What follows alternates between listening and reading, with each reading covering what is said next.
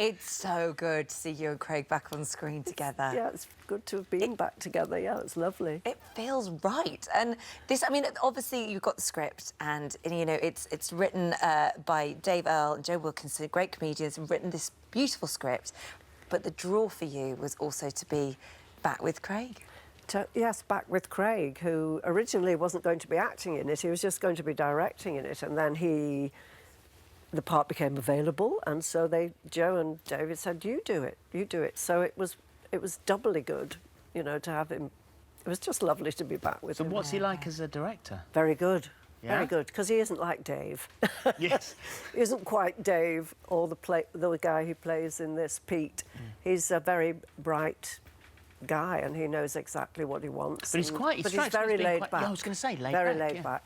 And that makes a really good atmosphere, and it was a treat. The whole job was a total treat. Well, we should explain a little bit about the story. It's called Rovers. It follows the die-hard fans of a fictional lower league football team, the Redbridge Rovers, and you play Doreen, who is the landlady of the clubhouse, and she's kind of the matriarch of the piece. Yeah, she is. Yeah, she's run this club for 25 years since her husband died. And to her, it's home. It's where I don't think she ever goes home, as far as I know. She just loves the club. She loves looking after the players, who you vaguely see going into the players' lounge. She feeds them, and she looks after the 27 supporters in the club. 27 supporters? We have 27 supporters.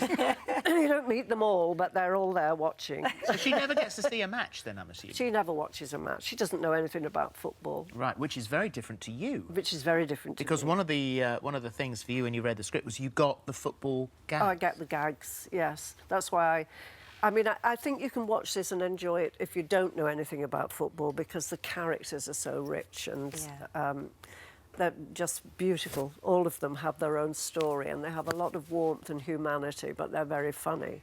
And you're surrounded by comedians and stand-up comedians. Yes. And you said that really brought a different element to when you were putting it all together and working together. Totally different. It was very exciting, actually, because their approach to work was so different. So you had the actors who were very seriously doing all their work. And then the comedians who, as soon as the camera was on them, they started working out their gag, you know, and they're changing the gag, and they're in the moment, and they're so exciting. And you start thinking, I think I might try working a bit like that. Really? And, Really? Change the way you and work? it just, gave it such an energy, and it was so inspirational. And fun. So the job was such fun. Yeah. Well, it marries together all those wonderful things that you love, the comedy, the drama, and the football. And you are a passionate football fan yourself. Yes. I mean, it is part of my life too, been going to the football all my life, and so, yeah, it becomes part of who you are. Well, you supported the Hillsborough cause for 27 years, didn't Yes. you? Yeah. And it was very important to you. Very important. It's very important to everyone at that club, because we all knew what had happened, and we all had somebody who was there, or knew somebody who was caught up in the whole thing. So, of course, if you were a supporter, it meant so much, and you knew there was an injustice. So you couldn't just stand by and not support the families. You How had did you to do feel it. that day when the result came in? Fantastic when they said, you know, that it was just. It was mixed emotion, because I felt so good for the families that this injustice had been repaired, but justice still hasn't been. It's not finished yet. There's accountability yet. But I felt so glad for those families, because they're so dignified and they're inspirational too in a different way. They're just remarkable. Yeah. How often do you go? How often do you To the match. big supporter? Well, I'm a season ticket holder, so yeah, I go as much Are you as vocal? possible. Do you shout a lot? I shout very loudly and very rudely. Do you? Do you? I have a potty I mouth. can't imagine You've that. got a potty mouth? A potty mouth at the football.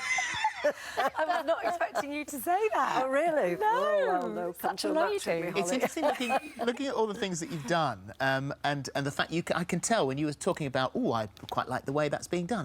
I might take that on myself. Might learn a little bit from that. You're very adventurous in what you do, but with Corrie, you said actually that was tough. The machinery of Yes, Corrie it was very tough. was not necessarily suited to you. It was very tough. they work so hard in soap opera, they just, because of the amount of material they have to get out. So it's just, you're on all day and then you go home. And I found that, I found it, because when I worked on Brookside, we were only shooting 2 episodes a week at that time, so it was pretty normal filming routine. Yeah.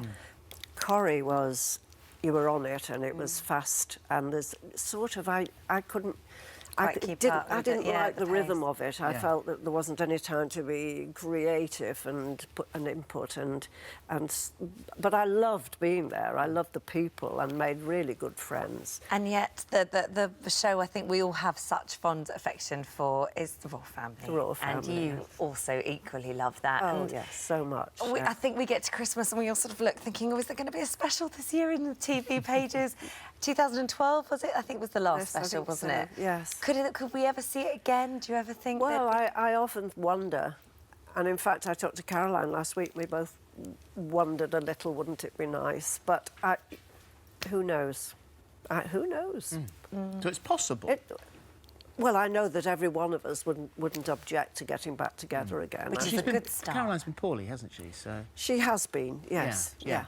But she's pretty good. Good. Now. That's good. So because that's the driving force, that's the central core of the thing. Yes, isn't absolutely. It? She's just brilliant. I love her. She's my wonderful. daughter. Hello YouTube.